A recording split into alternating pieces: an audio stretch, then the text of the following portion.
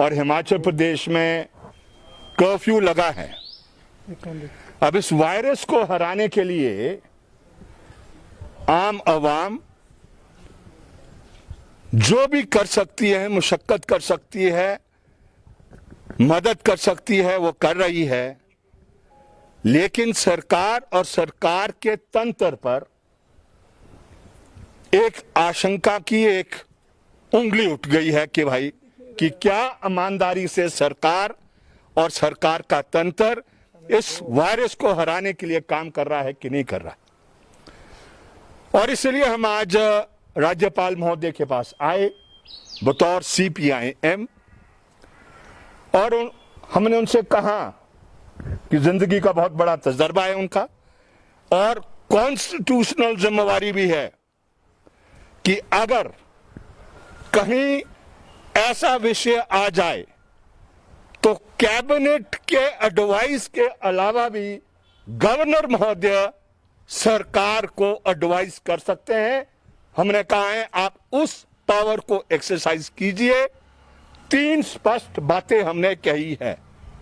Number 1 कि ये जो खरीद फरोख्त हुई है जिसमें डायरेक्टर महोदय अंदर रहे, उस खरीद फरोख्त में खासतौर पर 2 विषय उसमें आए थे। एक PPE आया था और एक आपका सैनिटाइजर का आया था उस समय। लेकिन 21 से 25 तक आपके डायरेक्टर महोदय विजिलेंस की मेहरबानी से, बहुत मेहरबानी की है विजिलेंस विभाग ने उनकी, और उनको हॉस्पिटल में रखा गया और 4 दिन इस्तेमाल किए गए जो अवेलेबल तथ्य हो सकते थे उनको नष्ट करने के लिए, और जिन जिन की छानबीन होनी चाहिए थी उनका वकीलों से राय लेकर वकीली जवाब बनाने का इस तरीके का कार्य हुआ।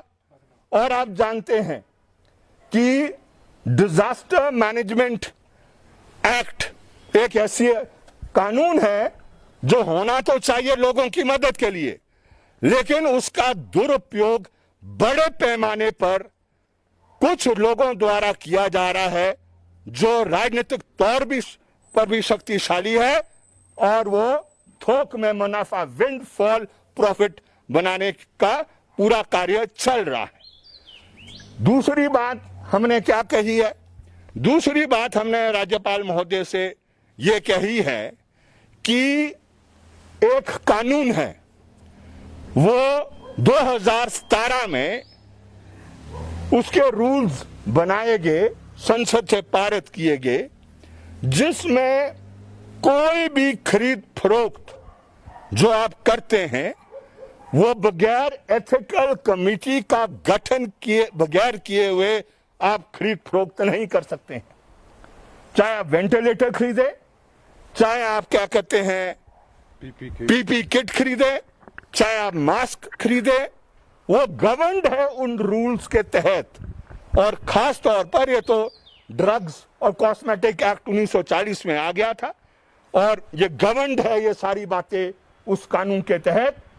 लेकिन आप हिमाचल प्रदेश में देख रहे हैं जो भी खरीद फरोख्त हो रही है, वेंटिलेटर खरीद रहे हैं, PP किट खरीद रहे हैं, आपका कोई एक्सपर्ट नहीं है उसमें, डॉक्टर तक नहीं है, इस्तेमाल करना है डॉक्टर ने।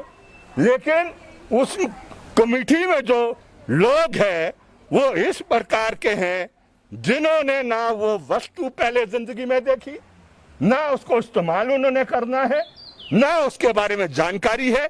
तो हम समझते हैं कि वो कानून क्या कहते हैं लागू होना चाहिए जो आपका ये है।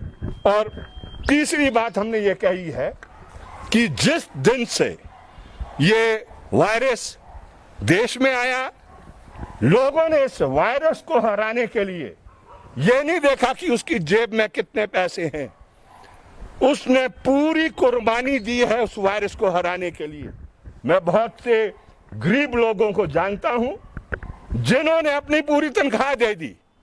एक शायद वो कर्नाटका का वो एक मुस्लिम भाई था जो उनकी एक जर्नी होती है, उधर जाते हैं, वो हज के लिए जाते, उसके लिए पैसा बचाया था उसने, वो हज के लिए, फिर उसने जितना पैसा बचाया था सारा का सारा कोविड-19 की ये जो संघर्ष था वायरस को हराने के लिए दे दिया। हिमाचल प्रदेश में भी बहुत लोग ऐसे विजिलेंस के जांच पर भी कुछ सवाल निशान जैसे उठा रहे हैं, आप कह रहे हैं कि मेहरबानी कर रहे हैं, तो क्या आप संतुष्ट हैं विजिलेंस जांच से? आप तोमर जी, आप मुझे एक बात बताएं, ईमानदारी से बताएं, आप सब एक किस्सा दे दिया, पिछले 10 साल में जितनी भी विजिलेंस की इंक्वायरियां हुई है, चाहे ये सरकार कर रही है चाहे पुरानी सरकार ने की है, कितने लोग उस विजिलेंस इंक्वायरी के तहत दोषी ठहराए गए हैं और उनको सजा हुई है। पुलिस विभाग में आपने लाखों लाख के जूते खरीदे, बड़े बड़े अफसरान थे, आज उनको सलामी मिल रही है। लेकिन विजिलेंस के जांच की बात तो भाजपा अध्यक्ष राजीव बिंदल ने इस्तीफा दिया है, तो क्या आप इतनी बड़ी कार्रवाई नहीं मानते इसको? बिंदल साहब ने इस्तीफा दिया है तो बहुत बड़ी कार्रवाई है। तो और क्या चाहते हैं फिर? नहीं तो बिंदल साहब ने इस्तीफा दे दिया है, वो किसने मांगा बिंदल साहब का इस्तीफा, मुझे बताइए? किसी ने मांगा बिंदल साहब का इस्तीफा? मैंने तो नहीं मांगा, मेरी पार्टी ने नहीं मांगा। आप किसका मांगते हैं? हम किसी का नहीं मांग रहे, हम सिर्फ कह रहे हैं ये सारा कार्य हाई कोर्ट द्वारा संचालित होना चाहिए, हाई कोर्ट को सौंपे। अगर आप इतने ईमानदार हैं तो आप जाएं, hand over the whole inquiry to the high court. आप मुझे बताएं क्यों नहीं आपने वो जो पृथ्वी है क्यों नहीं उसको गिरफ्तार किया, या जो चर्चा कर रहा है उस डायरेक्टर महोदय से, why has he not been questioned, why he has not been taken into custody, why? वो इतने दिन बीत गए हैं, आप कोई तथ्य नहीं निकाल पाए और उसके बाद ये वेंटिलेटर वाली बात आ गई है। आप राज्यपाल के पास आए, क्या आप अब हाई कोर्ट जा सकते हैं इस मुद्दे को लेकर, क्योंकि माकपा कई मुद्दों को लेकर दरवाजा खटखटा चुकी है पहले ही? देखिए, अभी एटलीस्ट हमें विश्वास है इस सिस्टम पर, हम क्रांतिकारी बेशक हैं, और एक बात समझ ले, इस सरकार में और इसमें आखिरी उस तक जाएंगे, लॉजिकल एंड तक। लेकिन अगर आज हम गवर्नर महोदय के पास आए हैं तो इस समझ से आए हैं, इस दिशा से आए हैं कि जो भी है उसको एग्जॉस्ट करेंगे, और अगर हमें ऐसा एहसास होता है कि कोई कार्रवाई नहीं होगी, लेफापोती का काम कहते किया जाएगा, तो आप हाई कोर्ट छोड़ो, हम जनता की अदालत में जाने वालों में से हैं। और आप यकीन करें, आप कहीं पूछ लीजिए, आज लोग बहुत परेशान हैं, सारे परेशान हैं। जो आज से पहले रोजगार में था उसका चूल्हा नहीं जल रहा है, आपने पैसा इकट्ठा कर दिया है, लोगों की तनख्वाह काट ली है, आपने कहा कि आपको मार्च का महीना मिलेगा, मजदूर ने काम किया है, एक नया पैसा मार्च का नहीं दिया आपने, काम भी किया फिर भी पैसा नहीं दिया। स्कूलों की फीस देखो आपने क्या हालात कर दिए बच्चों के, वो शिक्षा हो नहीं रही है, आप हजारों रुपए ट्यूशन के नाम पर ऐंठ रहे हो। क्या रहा है मुझे बताइए? कोई सरकार नाम की चीज बची है? अगर बची है तो it must act and it must ensure कि भाई वो लोगों के साथ अन्याय ना हो। हम ऐसा महसूस करते हैं कि आज लोगों के साथ अन्याय हो रहा है, कुछ चंद लोग वायरस के साथ खड़े हैं, और ऐसा नहीं होना चाहिए, हमारा ये मानना है। सर, आपने एग्जाम्पल कोट किया है हज वाला, one who has donated. Yes. You are one of the legislators जिसने अपनी सैलरी कंट्रीब्यूट की है टू फाइट कोविड। जी। डज इट हर्ट जब इस तरह के इश्यूज आते हैं, एंड गवर्नर से आर यू होपफुल? देखिए, मैंने वही गवर्नर महोदय से पूछा और बॉडी लैंग्वेज से मैं एकदम समझ गया था कि गवर्नर महोदय भी बहुत चिंतित है।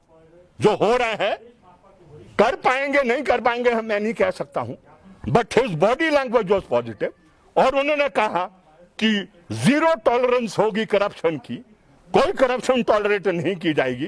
तो जब गवर्नर महोदय ऐसा कह देंगे तो मुझे विश्वास करना है, क्योंकि कोई ऐसा नहीं है कुछ कहेगा कुछ करेगा कुछ, अगर करेंगे तो वो तो सब बेनकाब होने, अगर हम कुछ बात कहते हैं तो उसको अमल करते हैं। रही है कोई डोनेट करने का, ये चेतना का प्रश्न है। आप समझिए, जिन्होंने राष्ट्रीय मुक्ति आंदोलन के लिए कुर्बानी दी उन्होंने इस देश से कुछ मांगा? वो मांगते नहीं है। ये चेतना का प्रश्न है। ये कोई ऐसा प्रश्न नहीं है कि भाई कोई एहसान कोई करता है जब वो करता है। और इसलिए मैं समझता हूं मैंने भी कोई एहसान नहीं किया है। ये आज मेन लड़ाई ये ह्यूमैनिटी को बचाने के लिए, इंसानियत को बचाने के लिए, मानव जाति को बचाने के लिए वायरस के खिलाफ है। ये आप समझ लें, अभी पीक नहीं आया है। ये जुलाई और अगस्त में पीक आएगा। क्या हाल हो जाएंगे हिमाचल प्रदेश के, वो उस टाइम के लिए प्रिपरेशन करना है। लेकिन हम समझते हैं हिमाचल प्रदेश की सरकार जिस तरीके की प्रिपरेशन करने की जरूरत थी वो नहीं हो पा रही है, और जिस तरीके से लोगों को शामिल करने की जरूरत थी इस लड़ाई को आगे ले जाने के लिए जिससे वायरस डिफीट हो, वो नहीं कर पा रही है। क्या मजबूरियां सरकार की है मैं कह नहीं सकता, लेकिन ऐसा एहसास हो रहा है कि भाई वो इस लड़ाई को लॉजिकल एंड में ले जाने के लिए बहुत सी अड़चनें सरकार के सामने आ रही।